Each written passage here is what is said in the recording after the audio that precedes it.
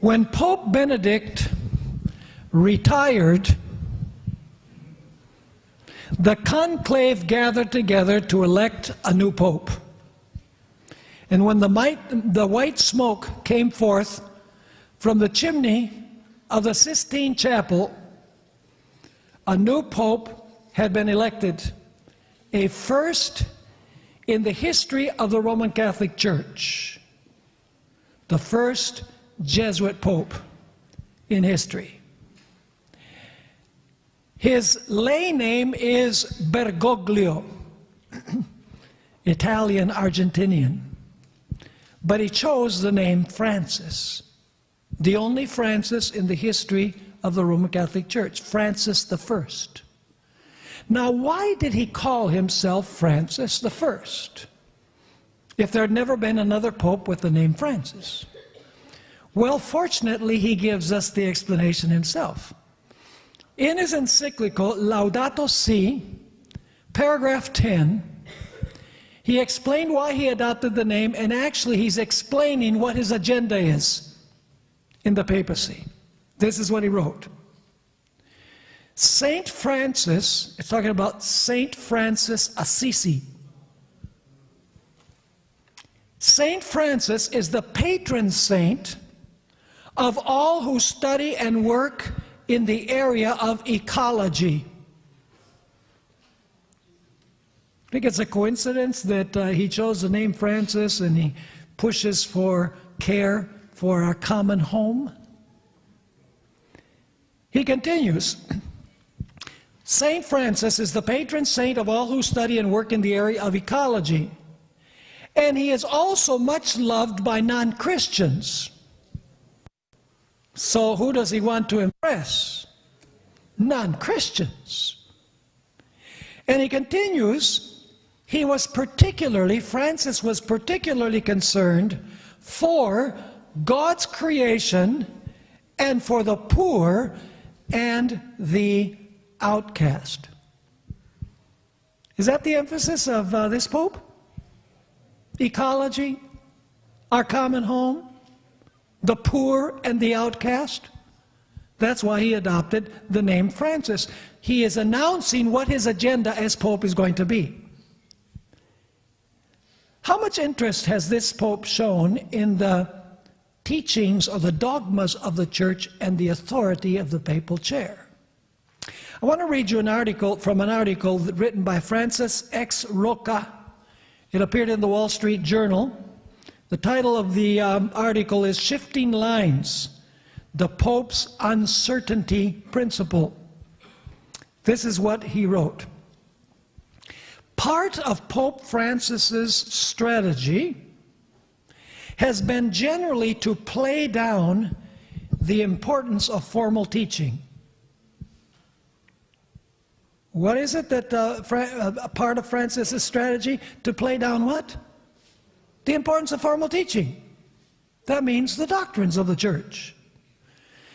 Now notice, under Saint John Paul II and Pope Benedict XVI, the Vatican's doctrinal office was the source of many definitive documents on major issues, including controversial questions of sexual and medical ethics,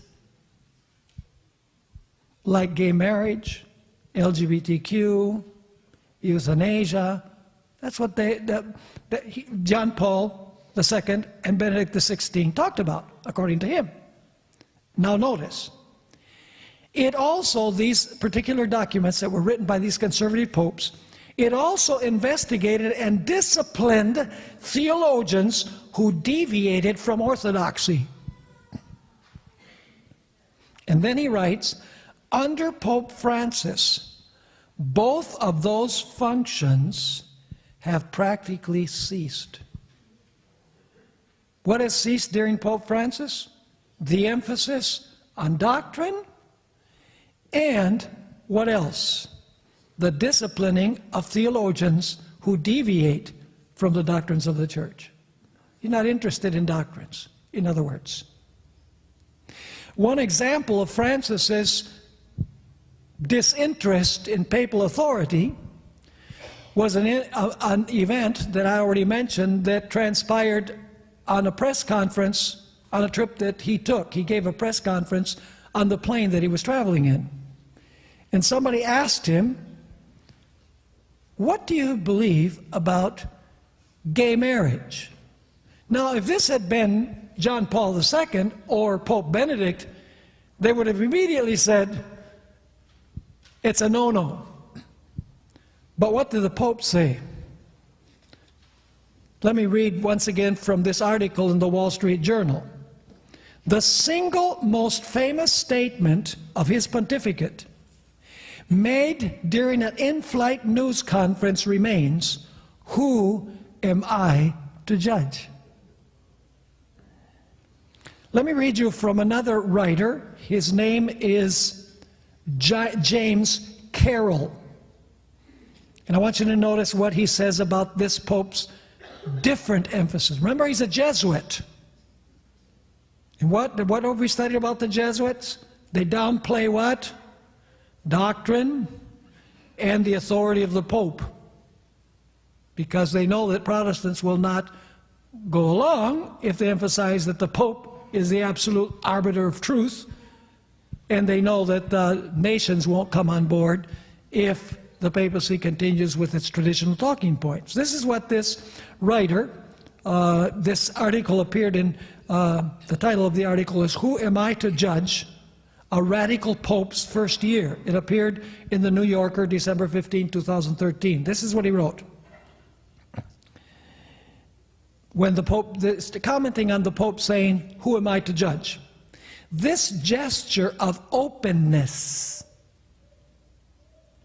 which startled the Catholic world, would prove not to be an isolated event. In other words, this wasn't just one slip of the tongue. In a series of interviews and speeches in the first few months after his election in March, the Pope unilaterally declared a kind of truce in the culture wars that have divided the Vatican and much of the world. Repeatedly, he argued that the Church's purpose was more to proclaim God's merciful love for all people than to condemn sinners for having fallen short of strictures, especially those having to do with gender and sexual orientation. That was love. Don't talk about the issues of gender and sexual orientation. Then once again, his break from his immediate predecessors. What did Francis do? He broke from whom? From his immediate. Who were his immediate predecessors? John Paul II and Benedict XVI. His break from his immediate predecessors, John Paul II, who died in 2005, and Benedict XVI, the traditionalist German theologian who stepped down from the papacy in February, is less ideological than intuitive. An inclusive vision of the Church centered on an identification of the poor, with the poor. From this vision, theological and organizational innovations flow. So during the pontificate of Francis I, the first Jesuit pope in history, the traditional social talking points on sexual ethics and medical ethics have disappeared from the Roman Catholic Church. The Pope rarely mentions church doctrine. He rarely mentions the authority of the papal chair. Who am I to judge? He says. In this same article by Francis Roca, whom I'm assuming is a Roman Catholic, he speaks about the Pope's visit to a prison where he washed the feet of a prisoner.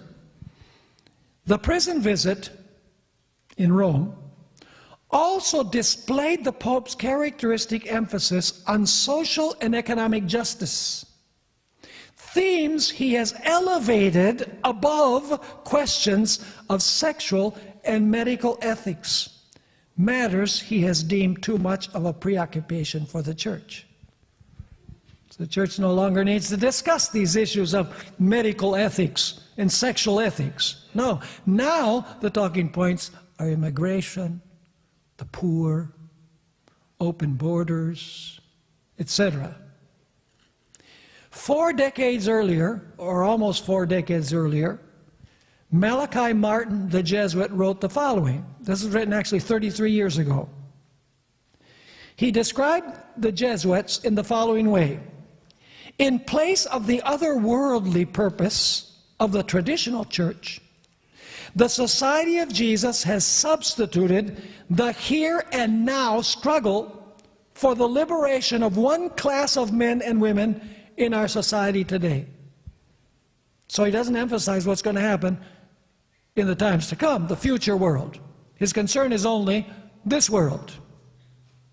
And upon one class of men and women in our society today, those millions who suffer from social, economic, and political injustice, the very emphasis of the United Nations. That's in page 15 of his book, The Jesuits. On page 23, he wrote, marriage, homosexuality, business ethics, human liberty, piety, every sphere of human existence were all to set adrift on the ever-changing tides of redefinition. I would recommend that you read the Pope's encyclical Laudato Si. All you have to do is Google Laudato Si, and immediately the first thing to come up is the encyclical as published by the Roman Catholic Church. I want you to notice the terms that the Pope uses in the encyclical. I've made a collection of them. He speaks about the common good, our common home. He speaks against consumerism. He speaks about structures of power that are obstacles.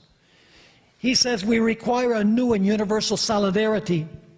He refers repeatedly to the poor, that there needs to be changes of lifestyle, production, and consumption. He speaks about migration caused by environmental degradation. Speaks about production and consumption. He speaks against large multinational businesses. He refers to economic interests of transnational corporations. The cry of the earth and the cry of the poor. Extreme and selective consumerism.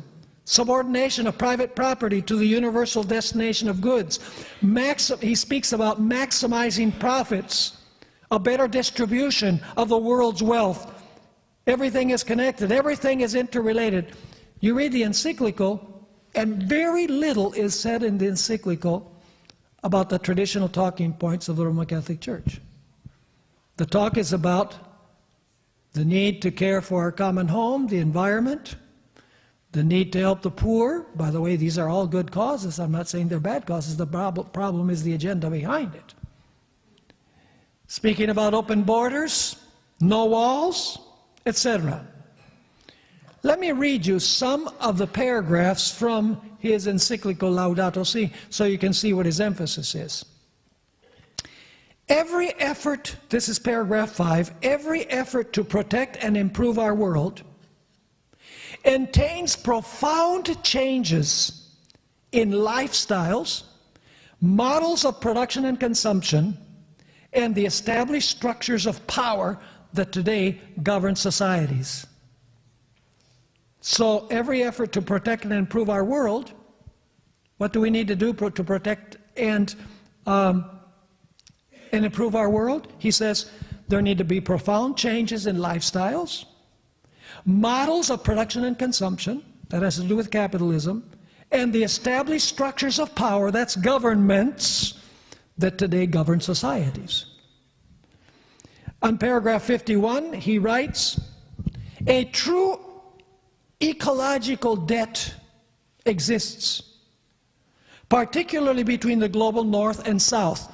The global north are the rich nations, the global south are the poor nations. So he says, an ecological debt exists, particularly between the global north and south, connected to commercial imbalances with effects on the environment and the disproportionate use of natural resources by certain countries over long periods of time.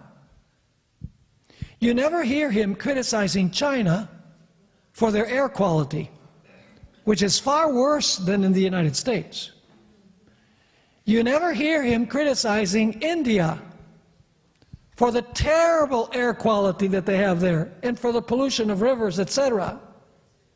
It's only a criticism of the Western world, where many countries are much more efficient than these other countries. Paragraph 52, he writes, greater attention must be given to the needs of the poor, the weak, and the vulnerable, in a debate often dominated by more powerful interests, that is, against capitalism. Paragraph 53, he writes, the establishment of a legal framework which can set clear boundaries and ensure the protection of ecosystems has become indispensable. There needs to be a legal framework that will protect the environment. And for him, that's global. Paragraph 93, I already read this before. Christian tradition has never recognized the right to private property as absolute or inviolable, and has stressed the social purpose of all forms of private property. In other words, what you have belongs to your neighbor too. If your neighbor needs it and wants to take it, fine. Because it's not yours. It's for the common good. Paragraph 129, to ensure economic freedom from which all can effectively benefit, restraints occasionally have to be imposed on those possessing greater resources and financial power. Here's another one. Laudato Si, paragraph 164. Interdependence obliges us to think of one world with a common plan. A global consensus is essential for confronting the deeper problems which cannot be resolved by unilateral actions on the part of individual countries. Those the idea is for all countries to come together. Paragraph 169, international negotiations cannot make significant progress due to positions taken by countries which place their national interests above the global common good. That's why this present Pope dislikes Donald Trump. Because Donald Trump places the national interests above the global common good in his mind. Laudato Si, paragraph 208.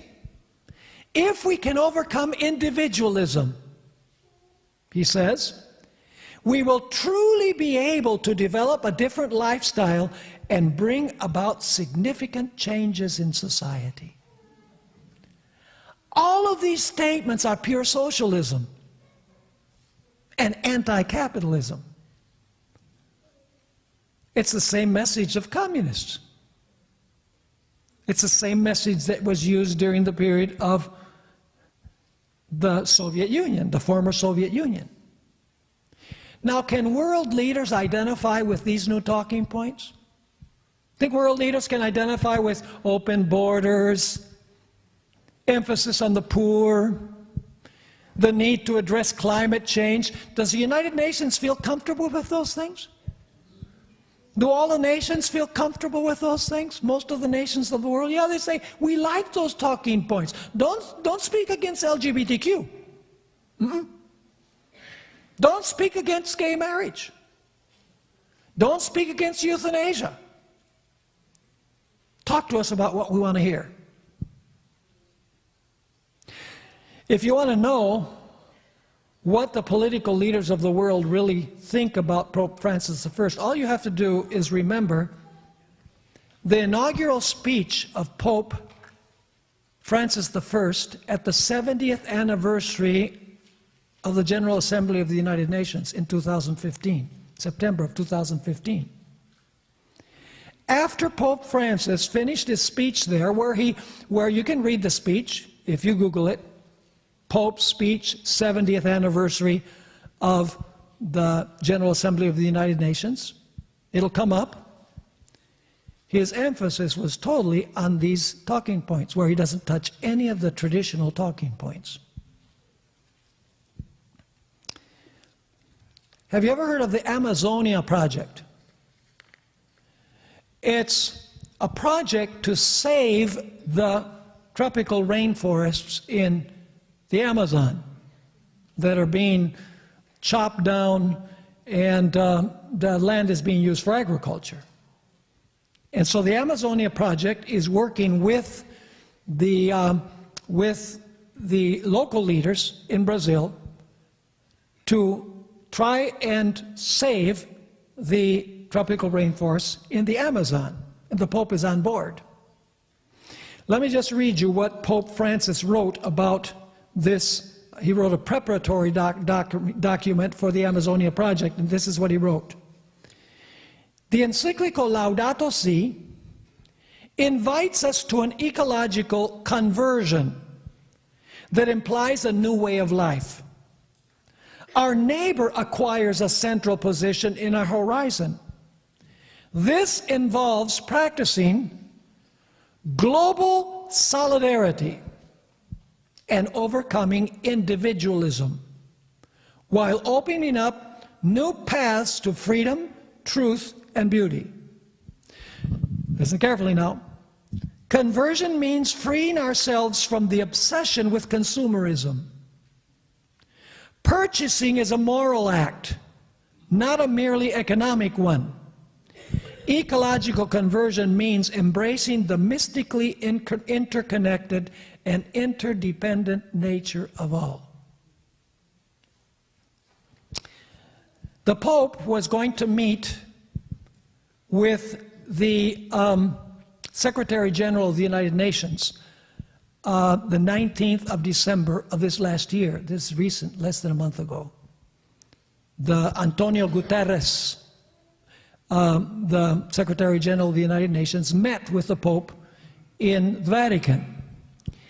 And in preparation for that meeting, Guterres sent a letter to the Pope asking what his priorities were. And I want to read you a part of the letter. I wanted to meet with the Holy Father to express my appreciation for his work. He is a strong voice.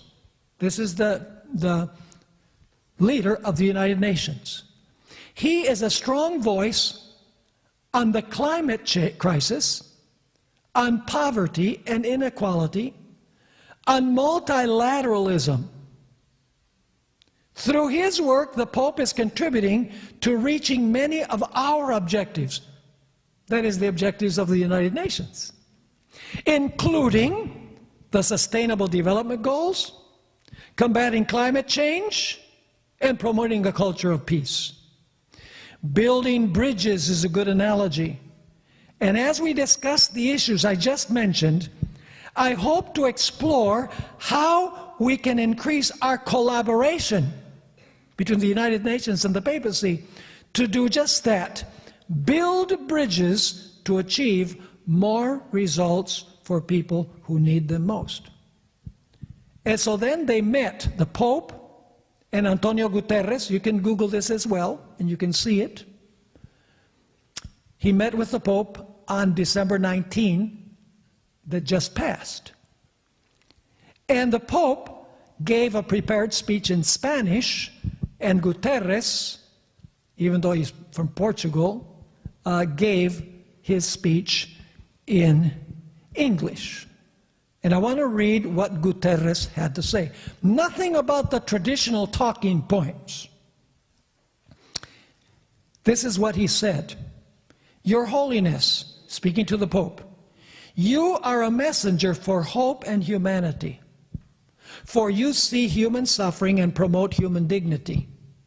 Your clear moral voice shines through, whether you are speaking on the plight of the most vulnerable, including refugees and migrants, confronting poverty and inequality, appealing for disarmament, building bridges between communities, and of course, highlighting the climate emergency through your historic encyclical Laudato Si and so many other vital efforts. What are the talking points?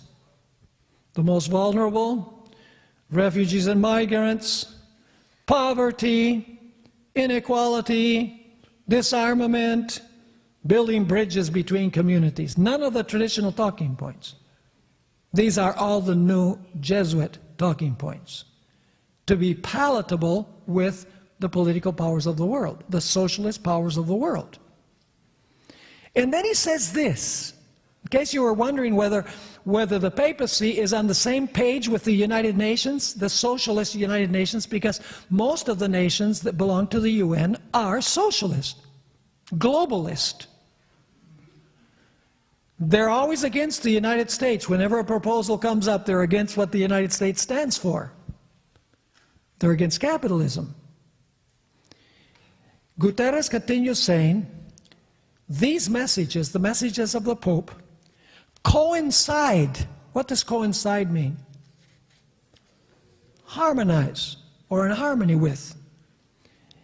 These messages coincide with the core values of the United Nations charters, namely to reaffirm the dignity and worth of the human person, to promote love of people and care for our planet, to uphold our common humanity and protect our common home. Our world needs that more than ever. Coming to Rome from the COP25, which is a climate change meeting in Madrid, I call on all countries around the globe to commit to carbon neutrality by 2050, in line with what the scientific community tells us is necessary to rescue the planet.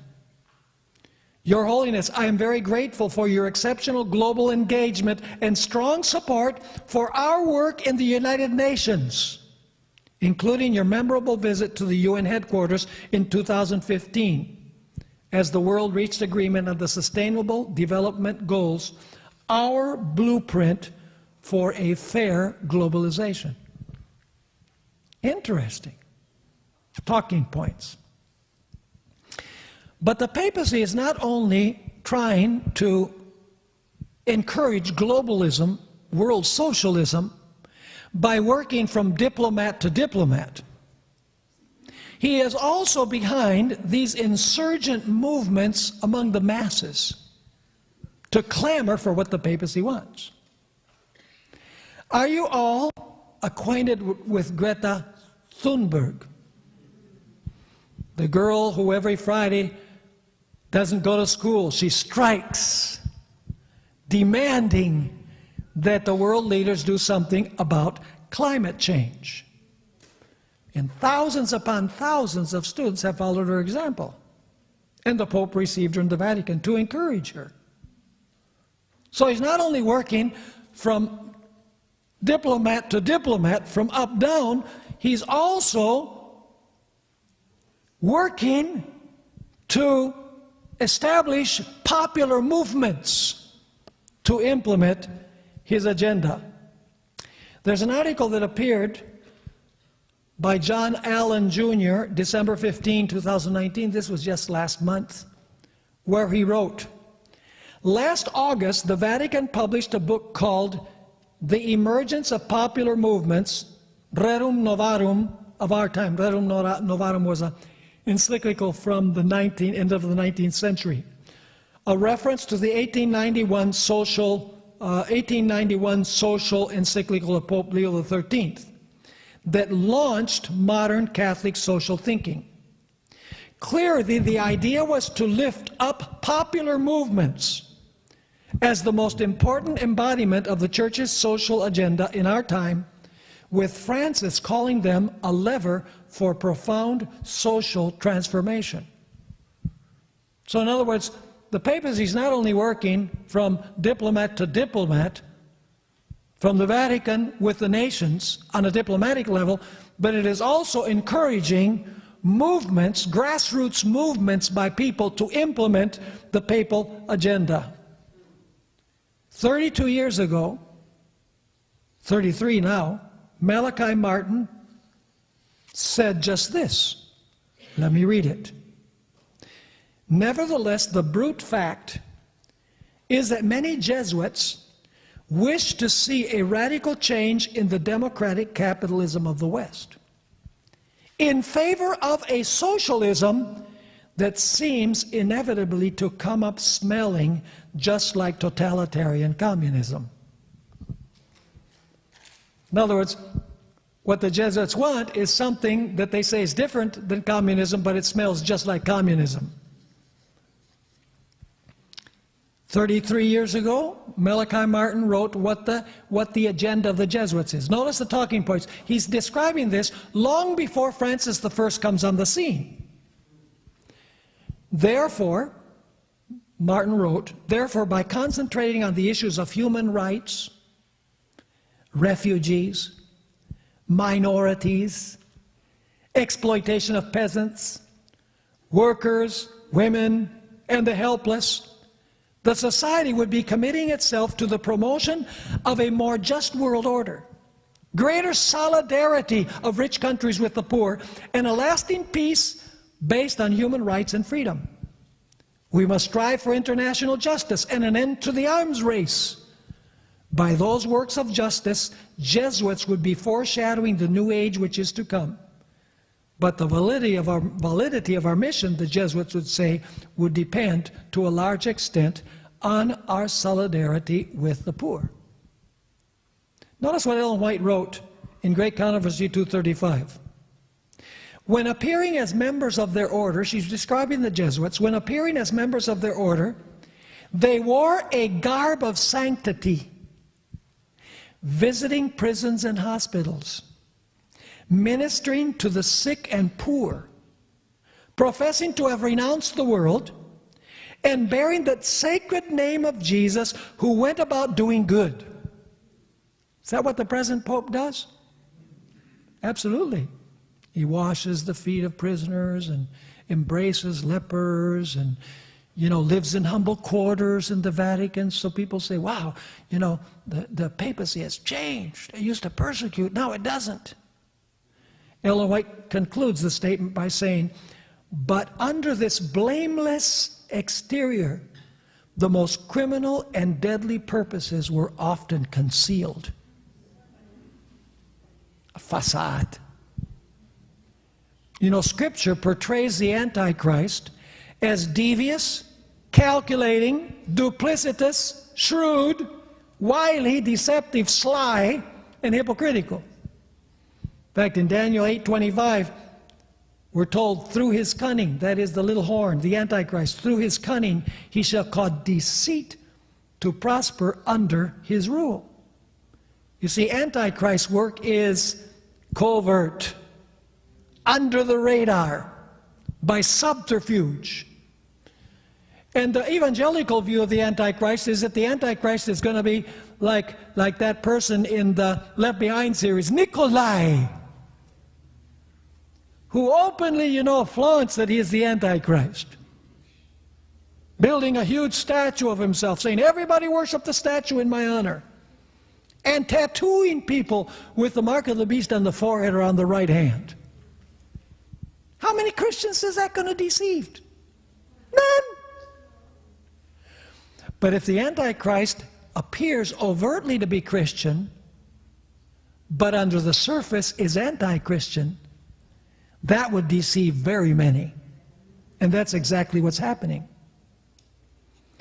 If the religions of the world, Hindus, Muslims, Buddhists, and Protestants, focused on their doctrines, they could never unite.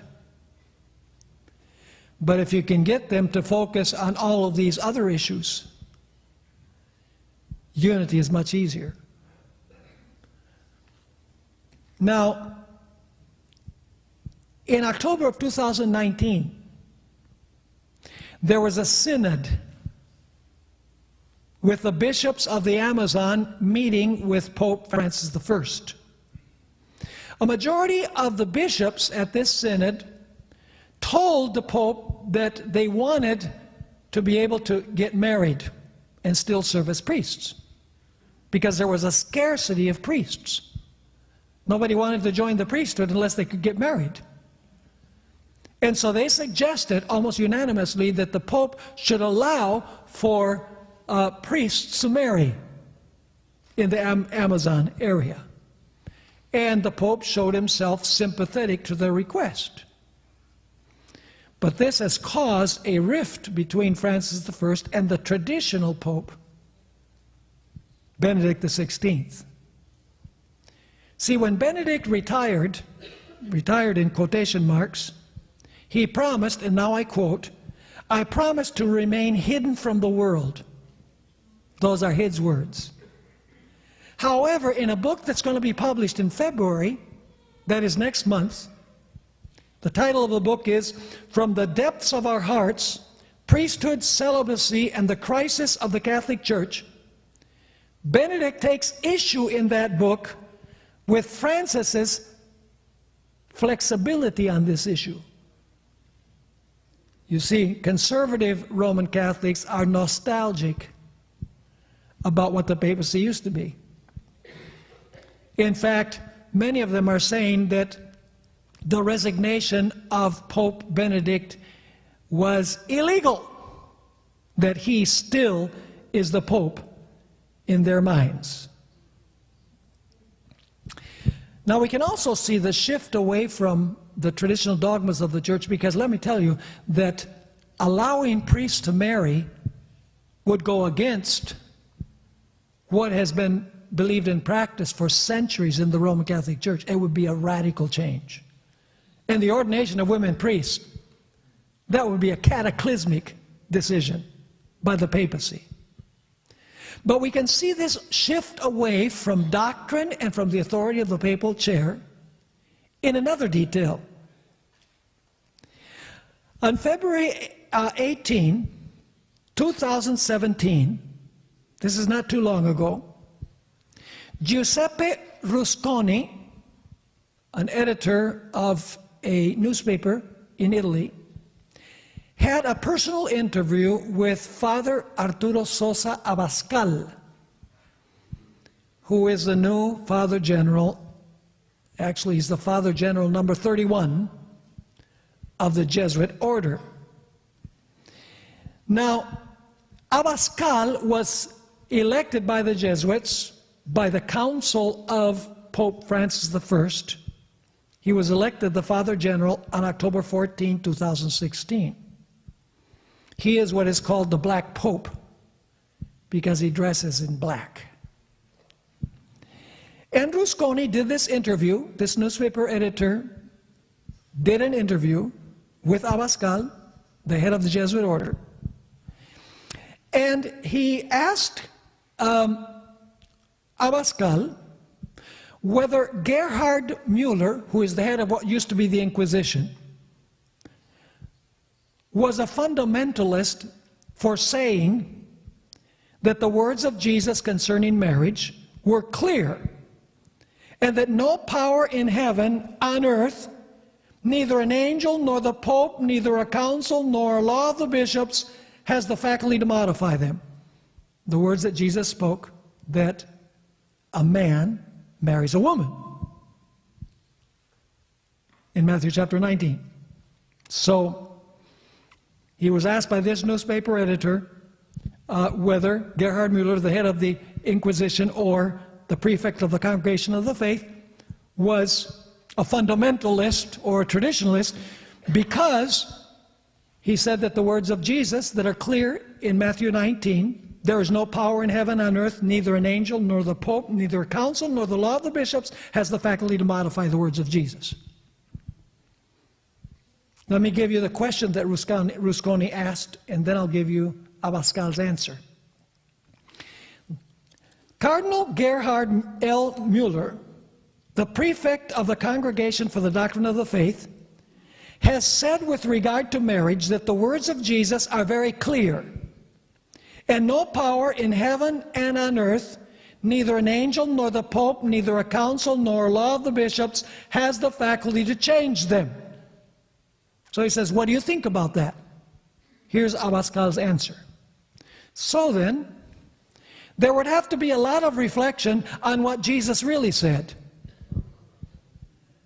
At that time, no one had a recorder to take down his words. What is known is that the words of Jesus must be contextualized. In other words, they apply to that time, not necessarily to this. They are expressed in a language, in a specific setting. They are addressed to someone in particular. In other words, just to that person. They don't apply to forever. And then Rusconi, the editor, asks him this: but if all the words of Jesus must be examined and brought back to their historical context, they do not have an absolute value. Here's Abascal's answer. Over the last century, in the church, there has been a great blossoming of studies that seek to understand exactly what Jesus meant to say. That is not relativism, but attests that the Word is relative. The Word of God is what? Relative. The traditional popes would never say that. That is not relativism, but attests that the Word is relative. The gospel is written by human beings. It is accepted by the church, which is made up of human persons. So it is true that no one can change the words of Jesus, but one must know what his word was. Well, the Gospels say what his word was. What did Abascal say about doctrine? Rusconi asked him, and this was his answer. The church has developed over centuries. It is not a piece of reinforced concrete. It was born, it has learned, it has changed. This is why the ecumenical councils are held, to try to bring developments of doctrine into focus. Doctrine is a word that I don't like. What is the head of the Jesuits saying? Doctrine is a word that I don't like very much. It brings with it the image of the hardness of stone. Instead, the human reality is much more nuanced.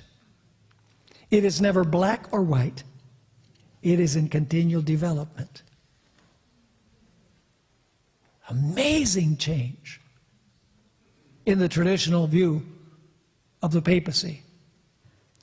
As I mentioned, notably, Abascal is from Venezuela, an avowed communist country, filled and riddled with disease, poverty, hunger, crime, and civil unrest. One of the most dangerous countries in the world. My wife has 3 sisters and a brother that live there, and we can't go there. It's too dangerous. What has the Pope said about the situation in Venezuela? Nothing, because he's a communist. You say, well, that's kind of strong. Wouldn't you rather say that he's a socialist? Well, there's not a lot of difference when it comes to him. What has he said? Well, there needs to be a dialogue between the government and the opposition, but not condemning the human rights abuses that are practiced there, killing political prisoners that don't agree with the regime, killing students who go out to demonstrate. Nothing, the Pope has said nothing about that, because that would be condemning socialism, which he is in favor of. Now, as we come to an end of our study, I want to mention that the Pope has 3 main talking points or causes, and he relates all 3 to the observance of Sunday. What are those 3 causes? Climate change, poverty, which involves immigration, and the disintegration of the family. What has he argued? He says, capitalism has enslaved the poor and deprived them of necessary rest. And therefore, international government should draw up laws to pressure private enterprise to give them a Sunday rest. In the European Union, there's a strong push for laws in the European Union to close everything down on Sunday to give the poor, overworked rest. What day do you suppose the Pope proposes that the poor rest? Sunday. What about the environment? He says, well, you know, the capitalism has spoiled the environment by emissions, contaminating the rivers, etc. The planet, the environment needs one day out of the week to rest. Bet you can't guess what day that is. Sunday. He's also gone on the record saying that the family is always involved in the rat race of life, taking kids to school, preparing meals, shopping, and families don't have time to get together to bond. The family needs one day where they can go to church and reconnect with their spiritual roots. Can you guess what day he suggests? Sunday. All Sunday laws, first of all, have had a social purpose, and then they morph into religious laws. That's exactly what's happening these days. Let me read you what the Pope had to say about Sunday.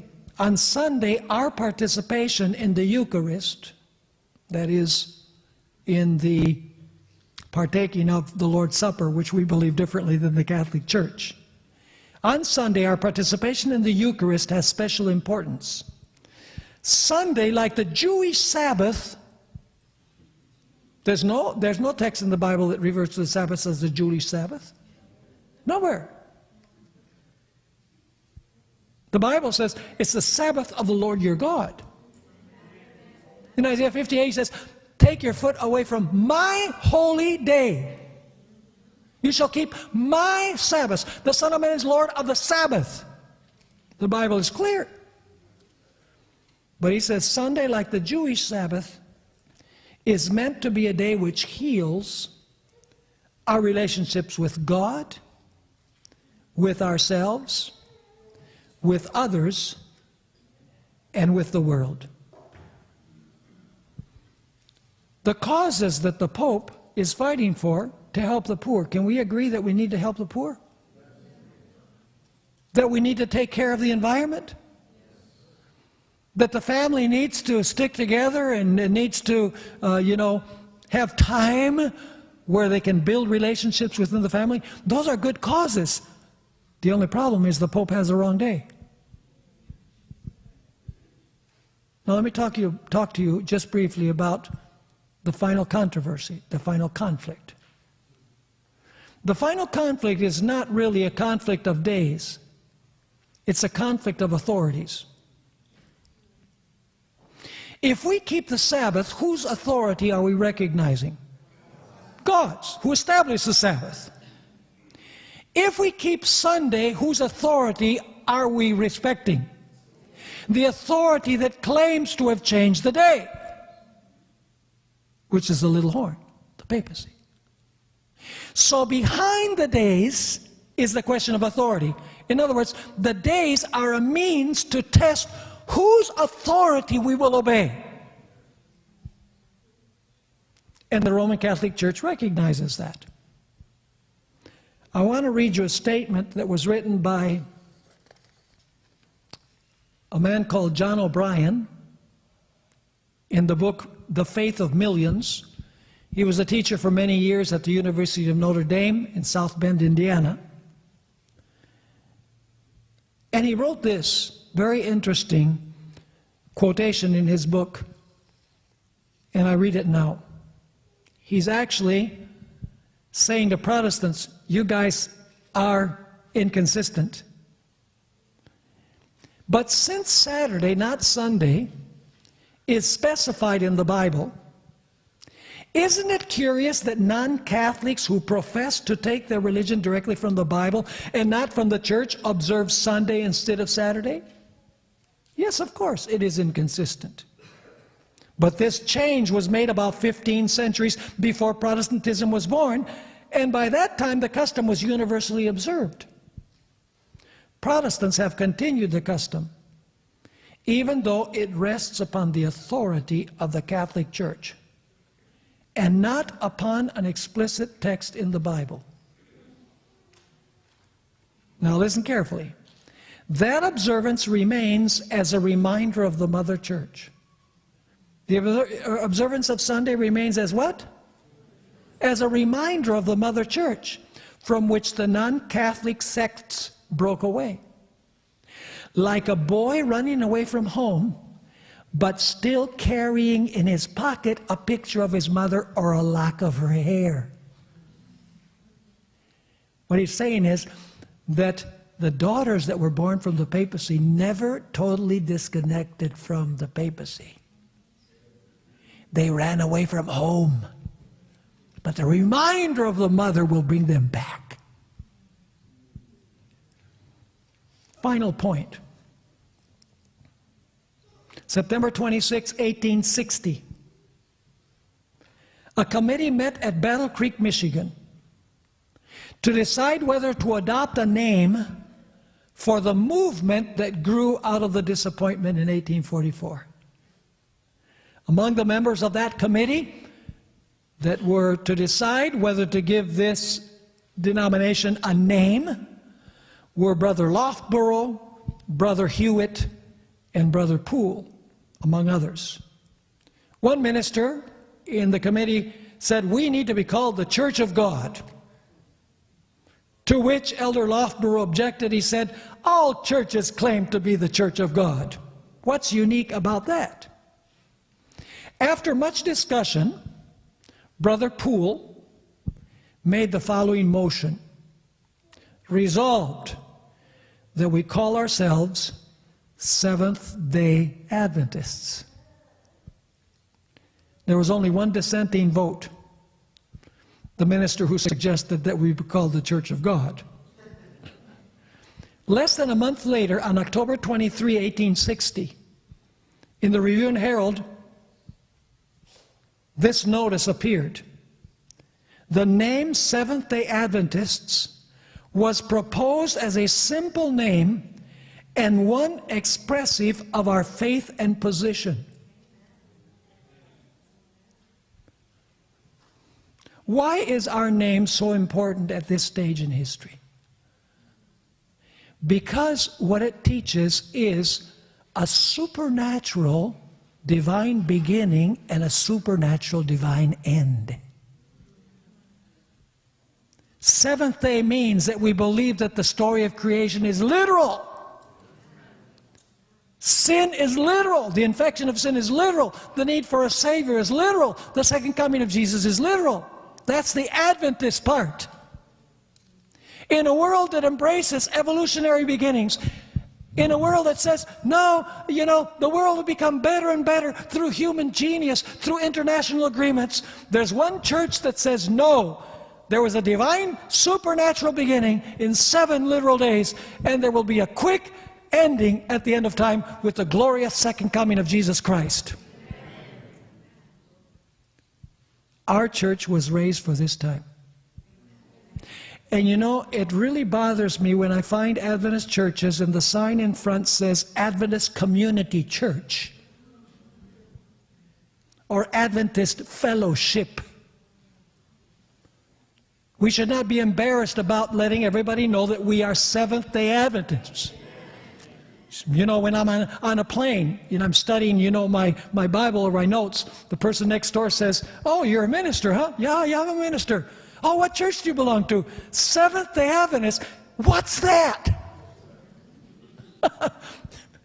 Glorious question opens the door. So then I explain what the word Seventh-day Adventist means. That's why Ellen White says, don't haul down our colors. We should have a big sign that says Seventh-day Adventist Church. By the way, Ellen White endorsed the name that was adopted. I'm not going to read it because time does not allow it, but if you want to read it, Testimonies for the Church, Volume 1, pages 223 and 224. She said that it was providentially chosen, the name of this church. But she also predicted that the time was going to come when some in our midst would try to haul down our colors. I want to read that statement just to close here. Testimonies for the Church, Volume 6, page 144. Men will employ every means to make less prominent the difference between Seventh-day Adventists and observers of the first day of the week.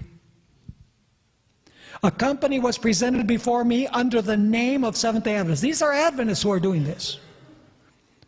A company was presented before me under the name of Seventh-day Adventists who were advising that the banner or sign which makes us a distinct people should not be held out so strikingly. For they claimed that this was not the best policy in order to secure success to our institutions. However, this is not a time to haul down our colors, to be ashamed of our faith. This distinctive banner, described in the words, "Here's the patience of the saints, here are they that keep the commandments of God and the faith of Jesus," is to be borne through the world to the close of probation. While efforts should be increased to advance in different localities, there must be no cloaking of our faith to secure patronage. Truth must come to souls ready to perish, and if it is in any way hidden, God is dishonored, and the blood of souls will be upon our garments. So I hope that what we studied has helped you catch a broader perspective of what is going on. Somebody asked me during the break, should we be talking about the Jesuits or should we be talking about the three angels' message? It was a sincere question. It's not either or. Has what we've been talking about have any relationship with the three angels' message? It certainly does. Does the change in focus of the Roman Catholic Church have anything to do with the third angel's message? Making an image of the beast in the United States, imposing the mark of the beast. It has a great relationship, because we need to know how Satan is working to change the Catholic Church so that a unity between Protestants, the civil powers of the world, and the papacy can occur. And we can see it happening right in front of our eyes.